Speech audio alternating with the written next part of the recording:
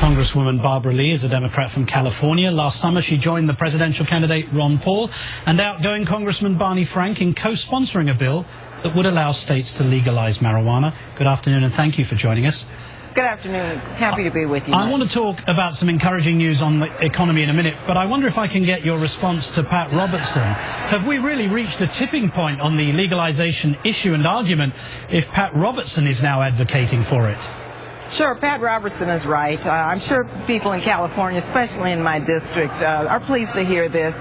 Also, just as it relates to medical marijuana, patients should have access to medical marijuana. This is 2012, and I think that the country needs to move on.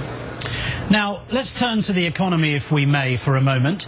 We're expecting jobs numbers tomorrow. The president yesterday was at a truck manufacturing plant speaking about strategies for job creation. Today, a jobs bill has gone through the House and actually been passed in a bipartisan fashion.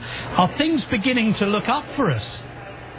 Well, let me say I'm cautiously optimistic. The private sector, of course, is increasing jobs. We see a slight dip in the unemployment rate. But, Martin, let me just tell you, there are nearly 3 million people whose unemployment benefits will run out by the end of the year. Unfortunately, the length of time that people can be on unemployment has been shortened. We've got to create jobs, and we must create jobs very quickly. People do not want to be on unemployment. The working poor oftentimes are just barely hanging on. We have 50 million people living in poverty.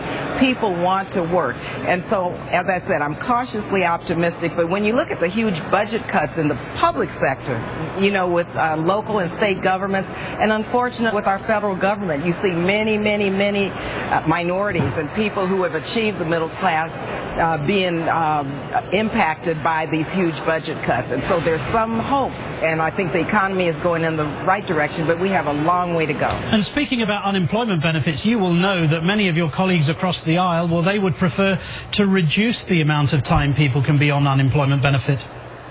They did, and that's why I could not support the recent legislation that was passed. It's really a shame and disgrace. Here we have people who have hit right now what is currently 99 weeks, no longer eligible for unemployment benefits. They want to work, they can't get a job. These are the 99ers.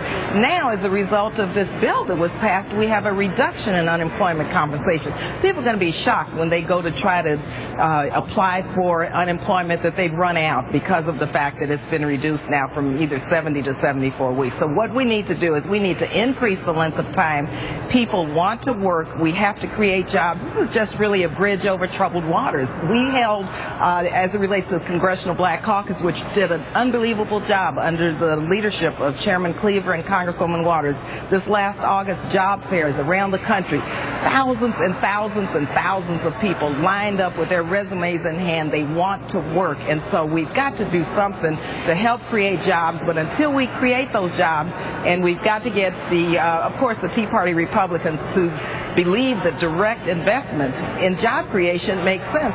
These people are going to need some help, and so we need to increase the length of time people can stay on unemployment, not decrease it. And so I'm very concerned about what is getting ready to take place. Congresswoman Lee of California, thank you for joining us this afternoon. Thank you. Very happy to be with you.